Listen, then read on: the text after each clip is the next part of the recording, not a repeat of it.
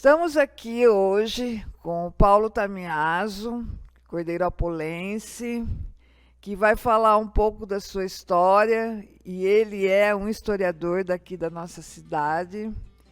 Então, Paulo, pergunto para você, para a gente iniciar, quando surgiu o seu interesse pela história de Cordeirópolis?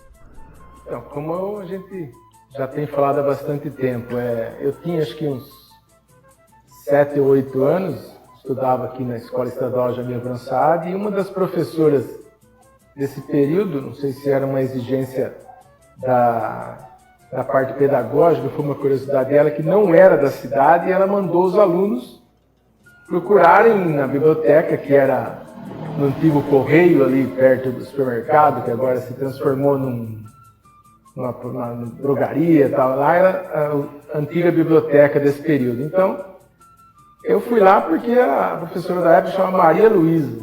Não imagino nem como é que é o sobrenome dela, mas era de fora. Ela pediu para a gente pesquisar quem fundou a cidade. A mulher certamente não sabia que aqui ninguém se interessava por isso e ninguém sabia quem era.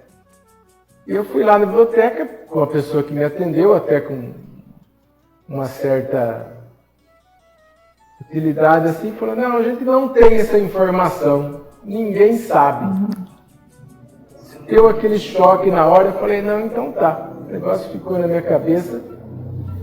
Passou o tempo, a gente foi terminando o primário, o ginásio, passando no colégio. No colégio, primeiro que no ginásio, acho que só para ter uma ideia, quer dizer, quem é da nossa geração sabe que tinha um professor chamado Luiz Carlos Figueiredo, que era casado com uma professora chamada Cleonice. E por mais que ele era polêmico nessa época, ele foi uma das pessoas que colocou na nossa mente a sementinha da história. Então, o tanto que eu fiz o agradecimento a ele no nosso livro, que foi publicado aqui em 2012. Então começou com o Luiz Carlos, a gente foi até a 8ª série, perfeito, aqui no Jamil. Aí depois a gente foi fazer o colegial em Limeira. Em Limeira a gente tem uma professora também lá de Limeira, chama Elza Pedrolo Silvestre, que também era uma professora muito competente, deu muito conteúdo e só reforçou a nossa vontade e o nosso gosto da parte de recuperação do passado. Naquele momento que a gente tem que decidir para fazer o vestibular, eu tinha 2 opções. No colégio a gente começou a gostar da parte de química. Eu sempre achei interessante essa parte. Minha primeira tentativa de vestibular foi fazer química. Só que felizmente eu não passei e eu falei: eu vou fazer uma segunda tentativa. Se eu conseguir passar nessa segunda tentativa, eu vou fazer história. Se eu perder, aí eu volto a tentar química. Passei, entrei há 30 anos atrás na Unicamp, e eu falei: então agora o meu objetivo, desde que eu entrei lá, era encontrar documentação que me pudesse recuperar os dados sobre a cidade para chegar até no ponto da fundação. É evidente que naquela época a gente não tinha internet. Se naquela época tivesse internet, eu já tinha encontrado praticamente tudo que eu encontrei depois de 15 ou 20 anos só com a internet naquele momento.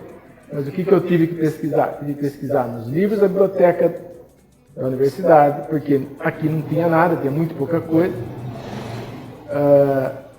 E depois disso tudo a gente terminou a graduação e chegamos depois de 20 anos naquilo que a gente estava procurando, definir a fundação da cidade.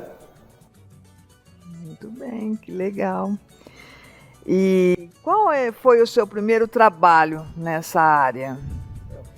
Quem é da época aí que se lembra de uns 25, quase 30 anos, uma das primeiras preocupações que a gente teve foi quando existiam os bancos antigos na praça, aqueles que foram feitos na década de 70, tinha em algum momento escrito assim: Cordeirópolis, distrito criado em 7 de agosto de 1889.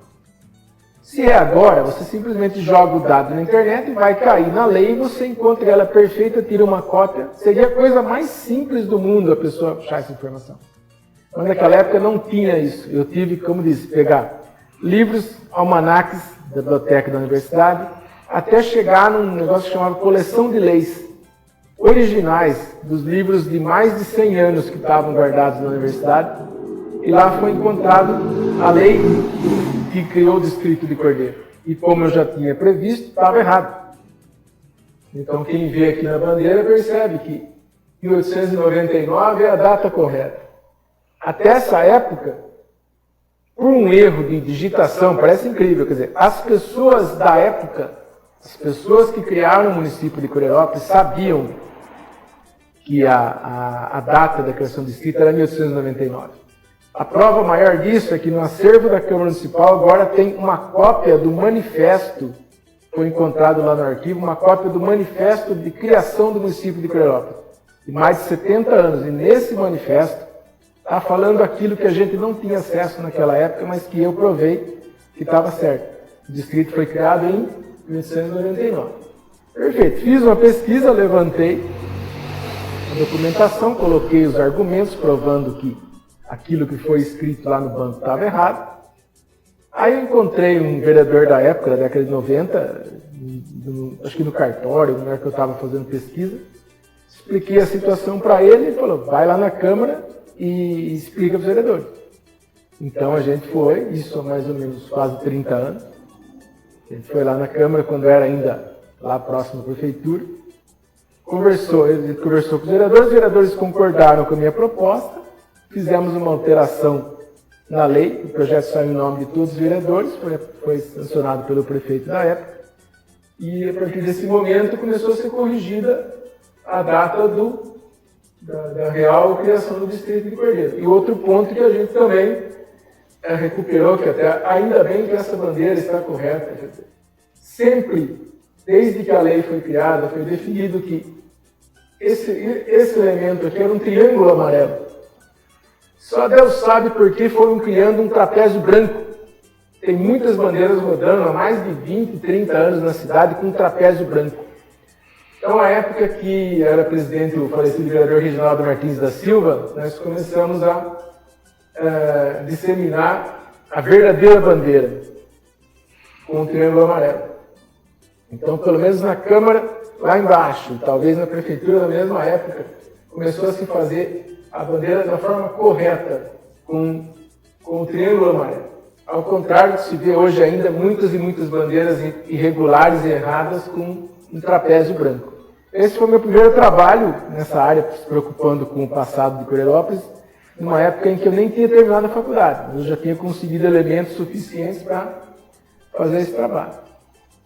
E a minha primeira publicação, como eu já chamei a atenção ano passado, foi em 1995, numa edição especial de um jornal da cidade que já não existe mais,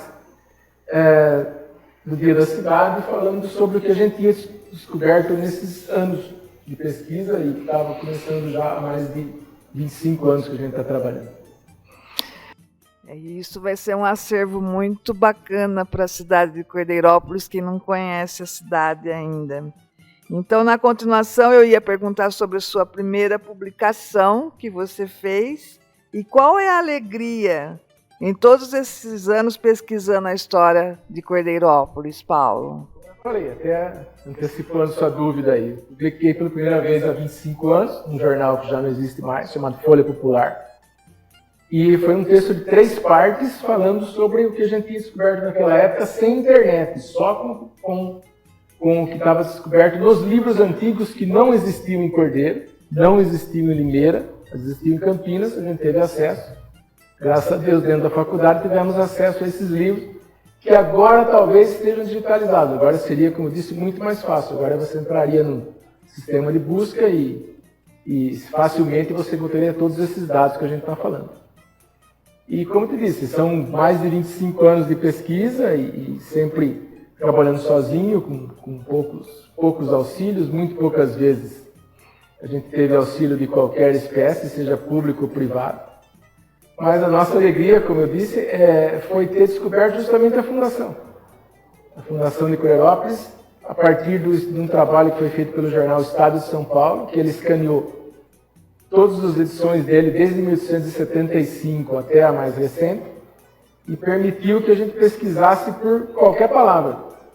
Então, a partir do momento que o Estado colocou as edições, a gente falou, vamos ver o que a gente encontra sobre o Cordeiro. E, de repente, apareceu uma nota pequena de 3 linhas, perdida no meio daquela diagramação horrível que era o jornal do século XIX, dizendo que no último dia 9 teria começado na estação de Cordeiro da Companhia Paulista os trabalhos de criação, de construção de uma capela em nome de Santo Antônio dos Cordeiros. Esse foi o ato de fundação da cidade, porque naquele momento você não criava um loteamento do nada, você tinha que criar uma igreja, dessa igreja você era autorizado pela lei a vender lotes para depois essa igreja se transformar numa freguesia, num distrito e depois virar um município. Então, o fundador de Coreirópolis, que é Manuel Barbosa Guimarães, ele era um advogado de Rio Claro. E ele era herdeiro, ou pelo menos ele foi um dos caras que comprou partes da antiga Fazenda Cordeiro, que era do Barão de Cascalho, que era dono do bairro do Cascalho.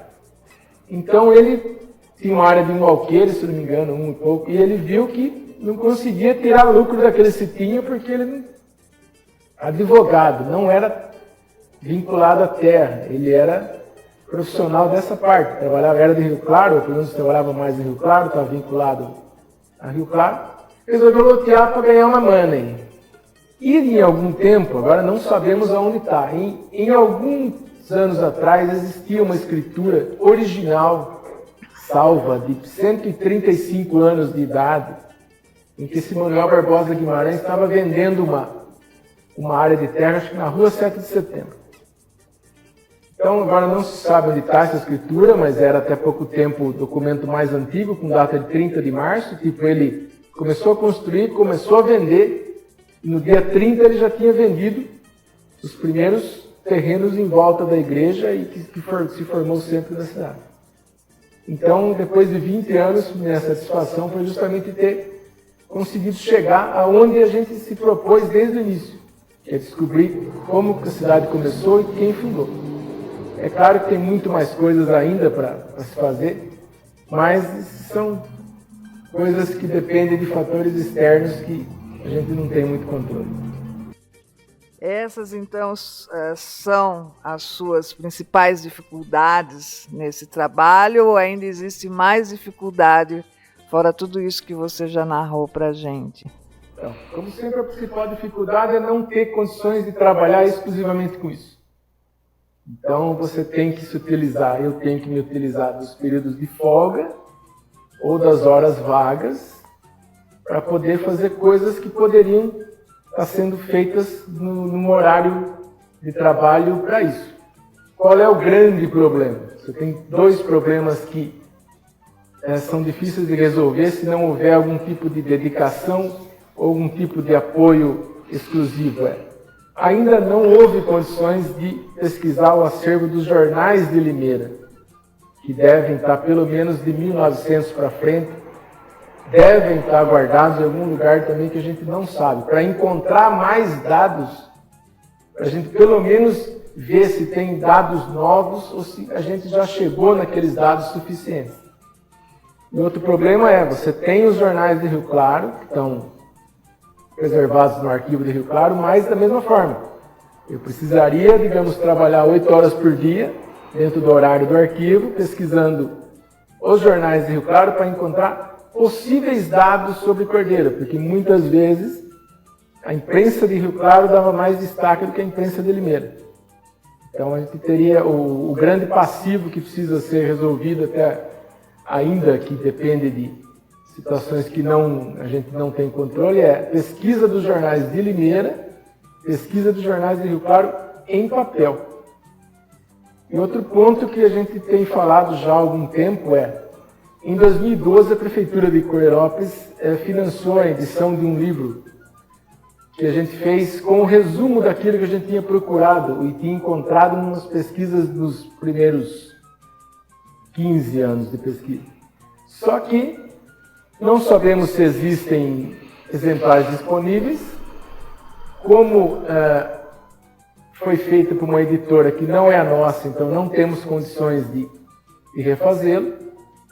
Então seria interessante, se não fosse agora, mas pelo menos em 2022 ou 2023, quando a gente completa 30 anos de pesquisa sobre a cidade, que esse livro fosse reeditado, de preferência acrescentando tudo aquilo que a gente descobriu nesses 10 anos posteriores, E, inclusive, se possível, numa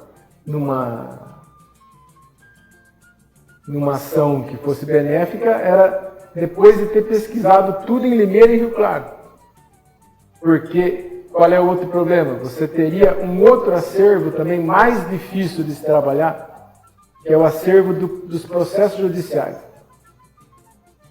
Quando eu tinha mais tempo, mas não tinha um centavo no bolso, eu fui no Fórum de Rio Claro, que eles tinham um arquivo desde praticamente o início da comarca, e lá eu encontrei o processo da chamada Divisão Judicial da Fazenda São Joaquim, que é uma área que começava aonde é o Fórum agora e terminava em Rio Claro, uma fazenda de 4.200 alqueires, que compreendia praticamente metade da cidade e que gerou muito problema com relação a dúvidas sobre a propriedade. Então é outro fato que a gente não pôde abordar mesmo nesses anos de pesquisa, porque não temos acesso a esse tipo de processo, sem contar que ele é manuscrito.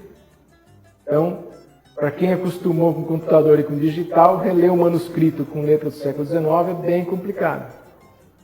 Mas é numa eventualidade no futuro, se alguém não fizesse, a gente teria que ter tempo suficiente para, pelo menos, acessar alguns processos judiciais importantes para poder entender algumas coisas de Cordeiro bem antigo que não foi explicado até agora.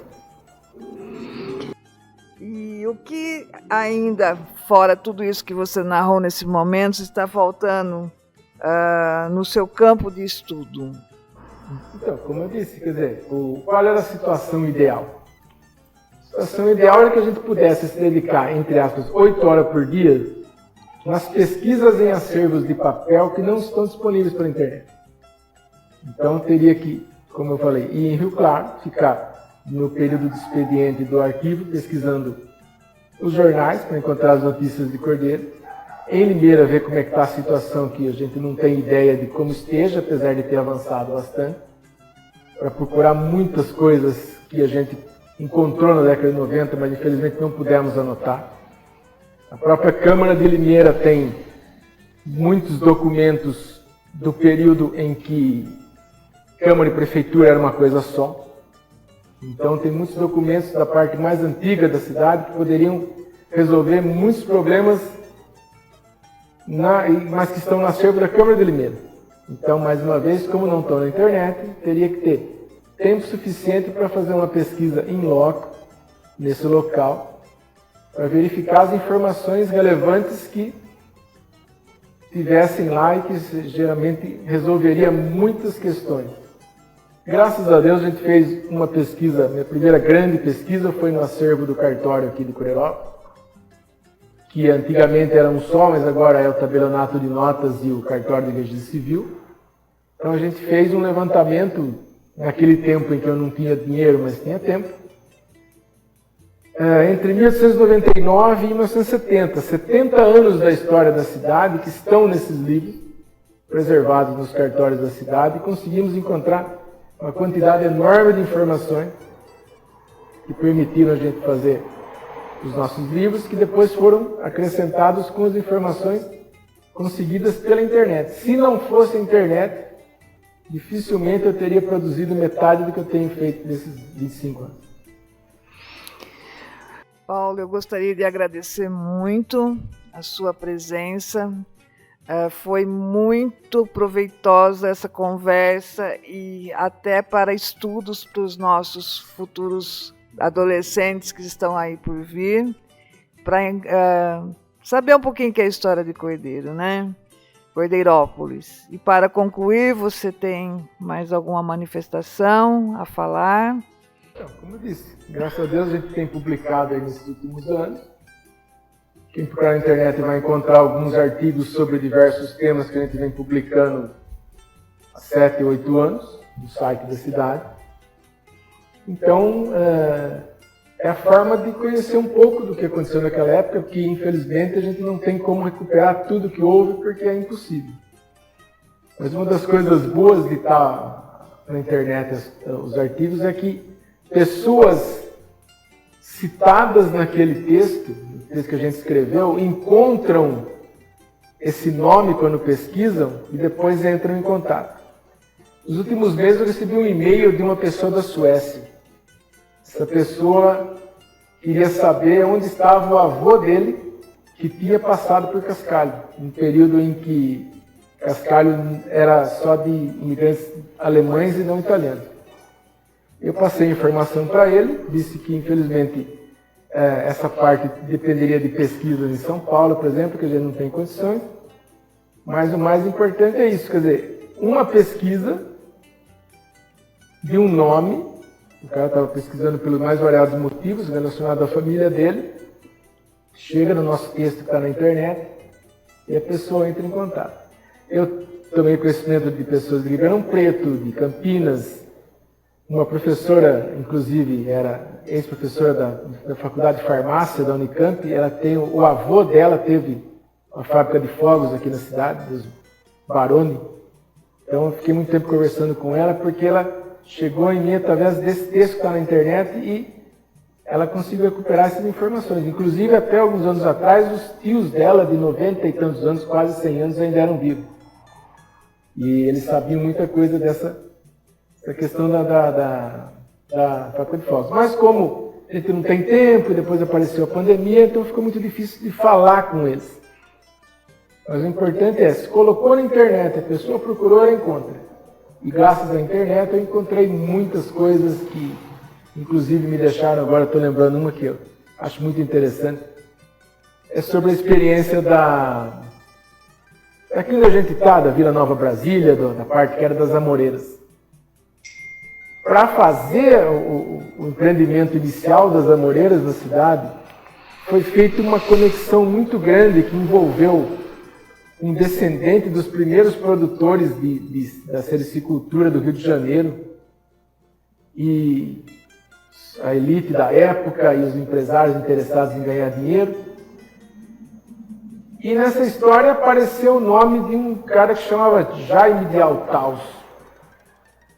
Pesquisei ele para um monte de lugar.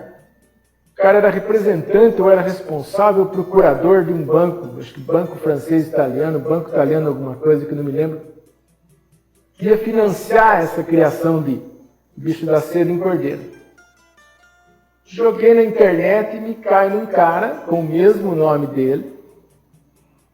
Ele é um tipo de um colunista, o cara que tem um site de informação no Peru.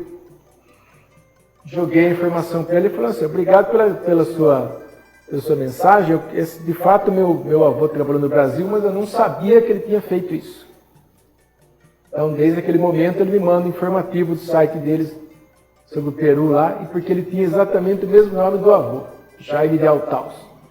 Então, é por essas coisas que a internet proporciona que a gente vê que o trabalho é gratificante, é complicado, mas é gratificante. Muito obrigada, viu, Paulo? Muito obrigada mesmo. Agradeço o espaço e muito bem, boa noite.